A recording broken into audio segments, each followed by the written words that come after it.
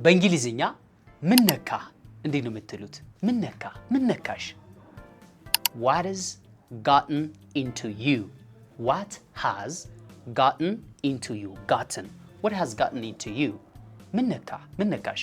የሆነ ሰው ጥሩ ሙድ ላይ እንዳልሆነ ፊል ካረጋችሁ ከተሰማችሁ ምን ነካሽ? ምን ነካ ስትሉ What has gotten into you? ብላችሁ መጠየቅ ትችላላችሁ። What's gotten into you? Excuse me. What's gotten into you, Coraline? My God, Leo, what's gotten into you? ደህና ነህ ግን? ደህና ነሽ ግን? Are you okay? Are you okay? ብለን እንደዚሁ መጠየቅ እንችላለን። Are you okay? ደህና ነህ? ደህና ነሽ? Are you okay? Are you okay? Hey, are you okay? የደበረ ትመስላለህ። አንድ ሰው ፊቱ ላይ ጥሩ ነገር ካልታየ የደበረ ትመስላለህ ስትሉ Why the long face? Why the long face? Why the long face? ምን ሆነሃል? የደበረ ትመስላለህ። ፊትህ ጥሩ አይደለም እያላችሁ ነው ማለት ነው። Why the long face, partner? Why the long face?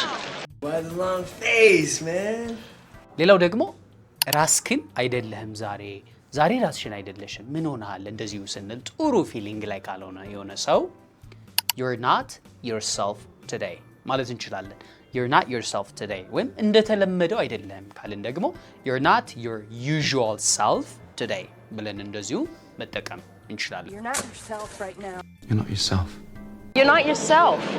ሁሉ ነገር ሰላም ነው ሁሉ ነገር ሰላም ነው አይደል? ምንም አዲስ ነገር የለም አይደል? የሆነ ነገር አለ እንዴ ብላችሁ ስትጠራጠሩ Is everything all right? Why the long face? Is everything all right? What has gotten into you? Is everything all right in there? Sir, is everything all right? Is everything all right?